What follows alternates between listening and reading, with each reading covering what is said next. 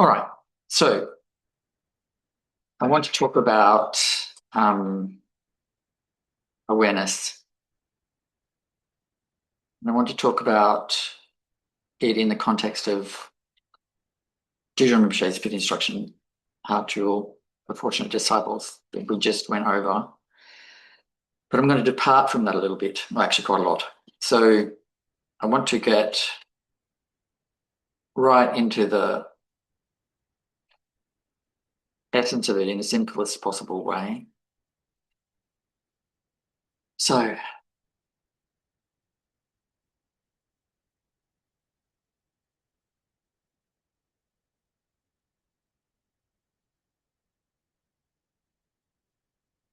I'm going to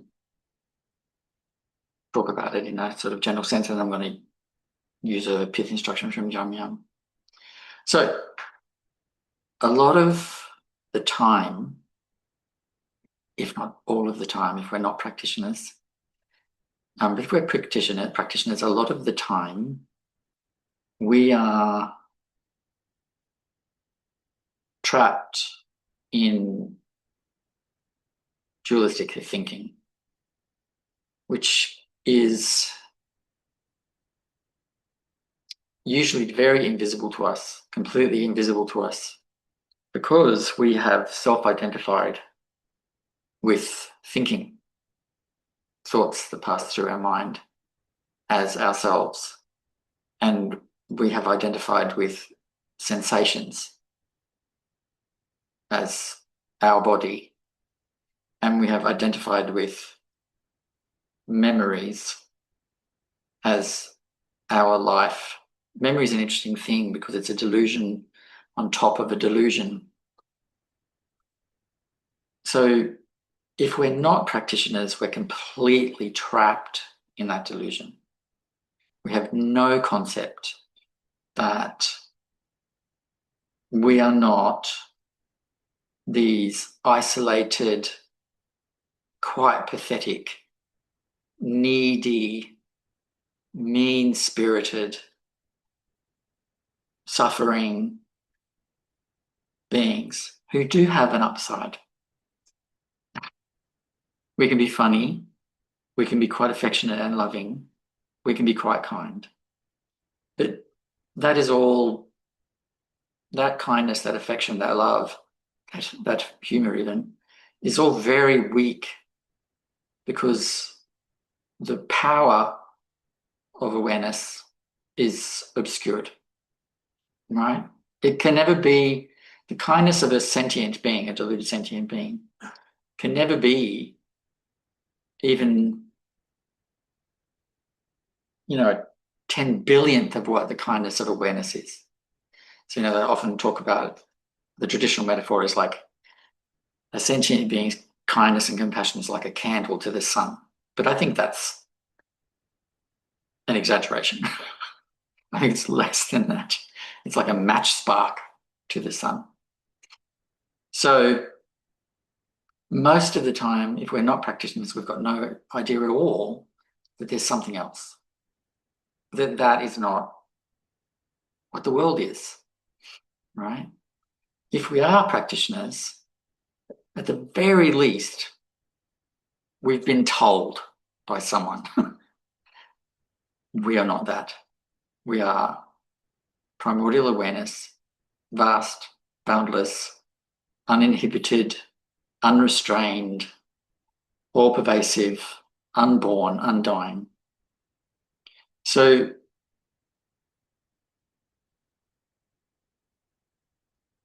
it's really kind of important that we go home to that we stop pandering to the delusion. And I don't mean to sound harsh, but really the house is on fire, folks. The house is on fire. We have to stop pandering to our delusions and really go home to awareness. How is that done? It's profoundly simple. We sit or lie down in stillness we gaze at the sky. Actually, we just look at the sky.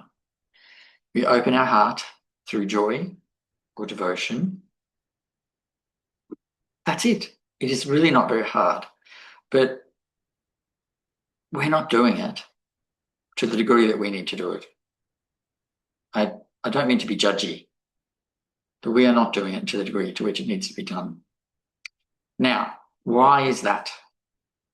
Why? Given it's so simple and easy, literally effortless, it requires no effort. Why are we only giving it, if we're good, 20 minutes a day? We're sky gazing or doing guru yoga for 20 minutes a day. Why? And it's so easy. It's so effortless and it's pleasant. It's not like going to the dentist at all.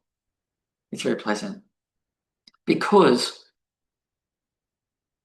we're in this trap of the dualistic mind, and it tells us something which is a profound and disturbing and disabling lie, which is that the mind, the thinking mind, the self, right, can work it out, can find a solution, can fix it.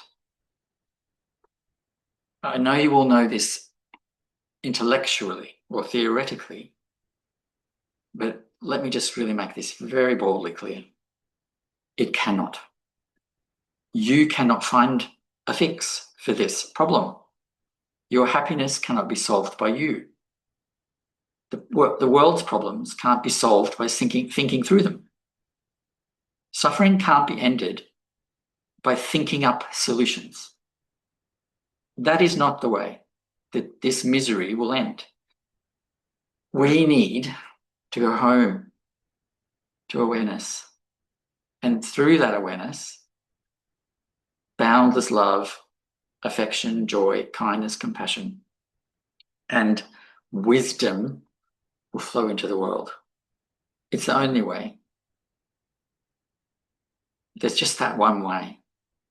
So, we've bought this lie that we've told ourselves, all of us, that we can think our way out of our misery, that the mind can understand and know enough to get us out. This is really fundamentally why we're only spending 20 minutes a day in our practice, because we still believe that our thinking mind, the self, can sort out our problems, can be our refuge. It cannot ever be that. It is our tormentor, our prison. It is the burning house. It can't help us. So it is hard for us to accept that the thinking mind is not a solution to anything, that we ourselves can't work out anything much. We can work on some small problems in our lives, we can. But interestingly enough, we don't actually need the thinking mind even to do that. A Buddha has no thinking mind. They've transcended that dualism. And yet the Buddha did stuff. Walked about, sat under trees, went swimming, taught, showed love and compassion. All those things happened. And it wasn't the thinking mind doing them. Because the mind is not our only way of... this is the fifth instruction from Dzogchen. It's very well put. The mind is not our only way of knowing. I would also say the mind is not our only way of doing. Awareness, because everything arises within awareness, abides there and dissolves back into there. Awareness knows everything. There's not a grain of sand in the universe that awareness, primordial awareness, doesn't know intimately, like intimately, not just vaguely aware of. knows its every dimension, knows how the light plays on it at dawn, at the height of day, and at dusk, knows how it feels in amongst all the other grains of sand in the whole universe, all the universes. Awareness knows everything. So, using the thinking mind to try and get our way through our problems is like using a sewing needle to move a mountain from one place to another. Like, you could eventually do it over millennia. But, how pointless is that? It's using a very small, not purpose-fit tool to do a job it wasn't designed to do. It was designed, thinking mind, to keep us trapped. So, all of this stuff we're doing, it's pointless. We have to go to our practice, and we have to make our practice our whole life. Everything. I'm not saying quit your jobs and become homeless and beg. Although I hate to point it out to you folks, that is what the Buddha asked. He asked us to quit our jobs, become homeless, and beg. Why did he ask that? Because it's an efficient way to break our attachment to worldly things that are just pain, just sources of pain. I'm not, however, saying that. You can still have your job. You can still do all the things you do, but just increase the amount of energy and time you're putting into your practice. Me too. I'm not separating myself out here. All sentient beings are the same. We all have this delusion, and we're all not practicing enough, like at all. Now, that all sounds rather heavy, but guess what? When we start to even just have glimpses of awareness, our natural condition, we are energized. We are joyful. We are an absolute delight to be around. It's not bad news. It's not bad news. The way we are now, with all of our insecurities, our jealousies, our envy, our dislikes, our biases, our phobias, our insecurities. There's a reason it's called the misery of samsara, because it is miserable. But the minute we start connecting with our natural condition, awareness, all of that starts to ease up. Remember what Dudum Rinpoche was saying? Slowly, all of that mental torment eases. All of the impulse to try and plan, control, manage eases. And what happens? Joy replaces it. Devotion replaces it. Love replaces it. Compassion replaces it. And wisdom, So, this fifth instruction from John Young, the mind is not our only way of knowing. This is the truth that we need to kind of get if we're going to practice properly.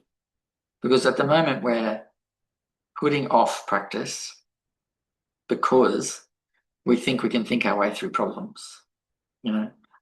Look, I've got problems. I have problems. At the moment I am not well.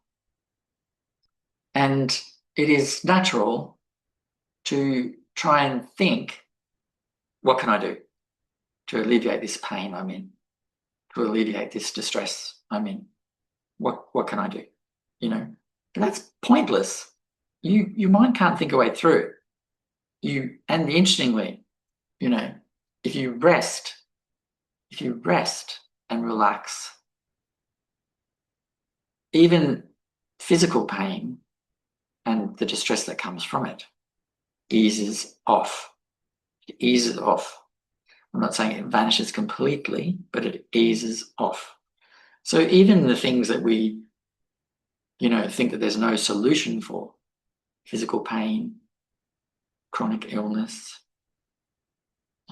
fatal illness, with relaxation and joy and love, they ease off and they become not just bearable, but livable. They become livable. You live through them. They no longer rob from you everything that they were robbing from you before. So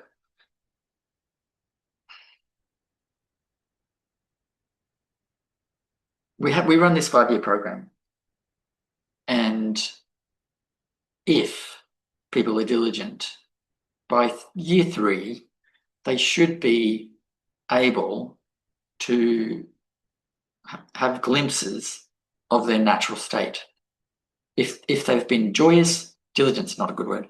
If they've joyously persevered, joy is a very important part of it, then they should. But, of course, a lot of people still buy into this idea that they can think their way through problems. They can think and study their way to awakening. They can read another book and it will solve all their problems. I love a self-help book as much as anyone. I find them really amusing, but they're not generally helpful at all, actually, because the self doesn't need any help. It's totally in control, So what do? Try to understand the mind is not our only way of knowing, which means what? Awareness is the way to resolve all of our problems, all of them. There isn't one that isn't resolved by resting in our natural condition. All of that is resolved by resting, relaxing into our natural condition. It's all fixed that way. Also, if we want to be clever, which a lot of us have that desire to be clever, the thinking mind is not the way to really be clever. It has limits. It can only know so much, No human being can know everything. But awareness already knows everything, There's lots of stories of masters who didn't study, who just did simple practice, and when they came into their own or became realized, then they knew everything, and they could write these philosophical treatises about emptiness, about whatever. They could cover any topic because awareness knows everything, and then they find their own unique way of putting that into words. So I think we need to tell ourselves every day, the mind is not our only way of knowing, the thinking mind, the dualistic mind. Awareness knows. And then hopefully that will loosen our fixation with trying to work through all of our problems with the thinking mind. I'm not saying abandon the things you need to do to survive.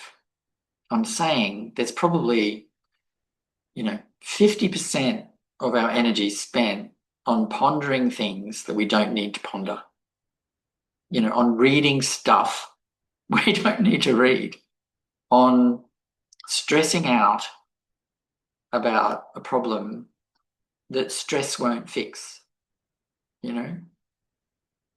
Everything's impermanent. All of the things that we think we have to put all our mental energy into trying fixing, they're going to go away on their own. They are going to go away on their own. This is not to say that if someone's injured, we don't act, because clearly we need to. That if we have children, we need to plan for their future. That if we're caring for others, we need to do the things to resolve their suffering, their pain, clearly. What I'm talking about is the pointless stuff that we put our energy into, that it just day after day after day after day chews up our time and stops us from really practicing. So I'm really hoping that if we can understand that lie, that the thinking mind, that the self can fix problems, right? And then understand that awareness actually is the solution, we might start to practice more. It would also help to really remember what I just said. Everything is impermanent. 90% of the time, if people say to Jamyang or I, you know, I've been a Buddhist for 20 years, 30 years, I'm not finding that I've benefited much from it. I'm not finding that my mind is any more relaxed or kind or anything, you know.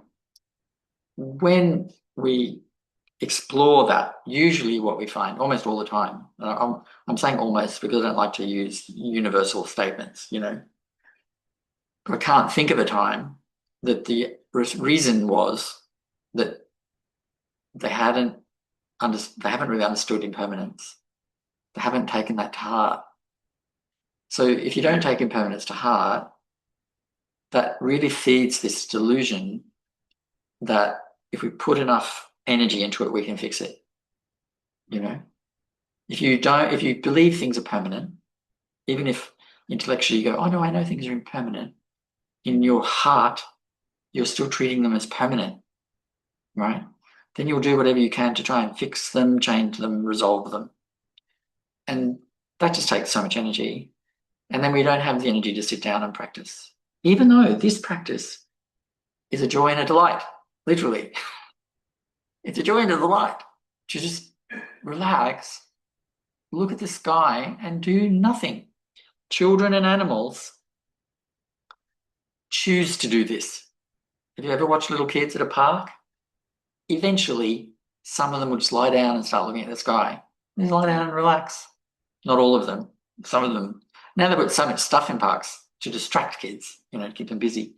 But all kids like to lie in the grass and look at the sky. Animals do it too. You know, it's something that's very pleasant. I don't understand why we resist it. I know why. Because we've bought into this idea that we have to resolve all these problems. We have to understand all this stuff. And so to go back to Dudjom Rinpoche's teaching, gain certainty in the nature of your mind. You don't need to gain certainty in Dharma. And that word Dharma there is being used to cover everything, not just Buddha Dharma, the teachings, the philosophies, and all that comes with Buddhism, but to mean all things, because remember the word Dharma means all phenomenal things, all existing things. So it's saying you do not need to understand these things. You don't need to understand Madhyamaka philosophy. You don't need to understand Yogacara philosophy. You do not need to understand what all of the Tibetan, Japanese, Nepalese, Bhutanese Dharma words mean. You don't need to know what those words mean. You also do not need to understand why your neighbour is doing what they're doing, why they come and go at certain hours, who cares what they're doing? You know, you don't need to understand why you have this particular repetitive thought pattern. It doesn't matter why you have that thought pattern. It doesn't matter. It's just samsara. It's totally impermanent. Let it go. Practice, you know. So let's do some questions. I'll turn off the recording so that people's questions aren't captured by the recording. So you can feel free to ask whatever you want. So just, for those who are listening to the recording, thanks for being here. Appreciate it. And now if you have questions, feel free to pop up your hand if you can do that with the Zoom thing.